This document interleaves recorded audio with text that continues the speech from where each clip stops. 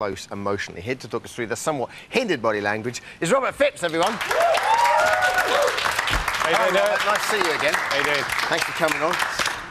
You love the body language. This Of course. task must be hindering it somewhat, and you must love that. It hinders it at different levels as well, which Yeah. is a good idea. Instead of Big Brother just chaining them straight at the arms, or they've changed all three, so they've all got slightly different pairings, and they're going to work great. How does it hinder it? I mean, Firstly, you're invading somebody else's physical space, which they're not used to having to put up with. Sure. Yeah? You're put in a house, which is a strange environment for a start anyway, but you can move away from people. You put a chain there, and then you can't get away from them. So that it causes physiological responses, which they can't control. brilliant. OK, we've got 3 examples of how the housebound housemates are getting on. You're going to talk us through what their body language is saying and the way they're feeling. First up, Stuart and Shell. Yeah. Princess, come to my ball here. Is that right now? Oh, well. It's only for 48 hours. So far away.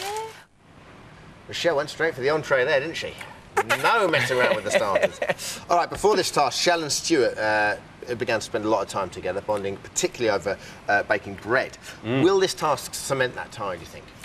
Yes and no. For a start, it's taken the role away from Shell, from the cooking. She's used to doing that, so anytime she gets a bit stressed, she goes off, cooks something, and that's her role within the group. So now she's got Stuart there, it's either he has to come with her, Yeah. or she has to not do it. So it's going to affect her on 2 levels. She's going to have to build a relationship with Stuart, which is quite comfortable. Sure. But as we saw there, as soon as Michelle kissed him, you know, Very it's quite uncomfortable. Yeah, she became very uncomfortable. What do? Do you stand looking at the tongues, or do you turn away? So, Yeah, you know, sure. you've got to turn away. It was like when you were little and you had to share a room with your sister and a boyfriend came back and you'd be like... No. OK, last night, Stuart got quite possessive over Michelle, which is a weird one. After Jason teased him, he was going to sleep next to her naked. How do you think this task is going to affect Michelle and Stuart's relationship? It depends on how Stuart reacts to Shell all the time, because Michelle is watching him like a hawk all the time. Yeah. If he steps over that mark, then she will give him the daggers across the room, and she can see it and look and see everything that's going on. She sees everything. All right, next up is Michelle and Jason. No, Jason's like your puppy. I said that earlier when he was outside the loo. He was just blatantly, innocently, like, patiently waiting. Maybe a sideways cuddle. Like that. There you go, I'll give you more. Yeah, Jason feels really comfortable there, as you can see. Yeah. All right, Jason's admitted this is going to be a hard task for him to complete. I mean, when he first heard about it, he wanted to leave the house. Yeah, very much.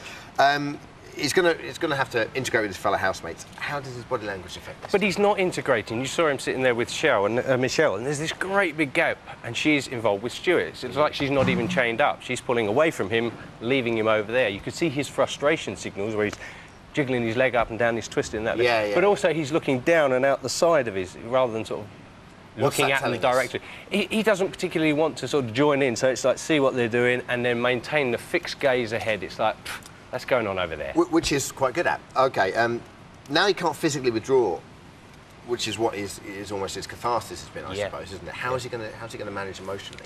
I don't know whether he is going to manage emotionally, because he's got to hold it all in. Normally he has the role where he can do a bit of fitness, he wanders around the garden. Now he's got to drag Michelle round to do it. And she's not going to do that unless Stuart and Michelle are beside them.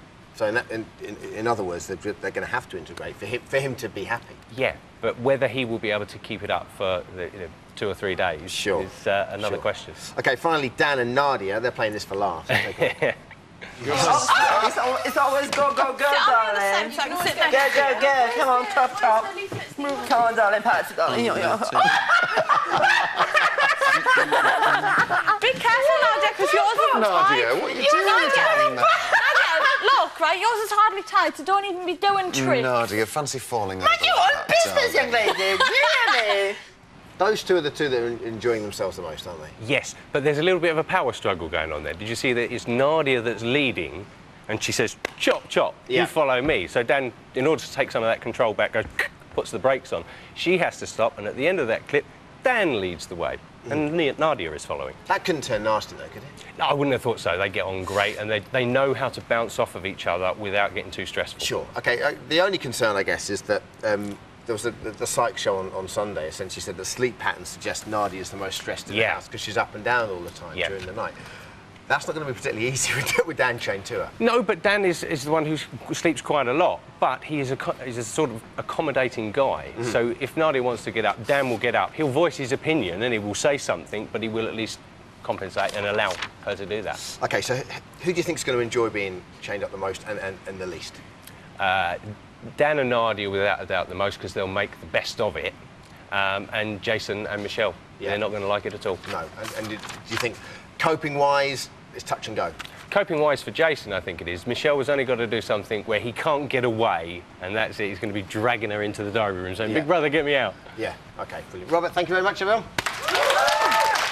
Thanks, Robert. OK, after the break, we're going to be scrutinising the housemates' less attractive moments in the house. Plus, there's going to be a slick delivery in the form of Victor. We'll see you in 3.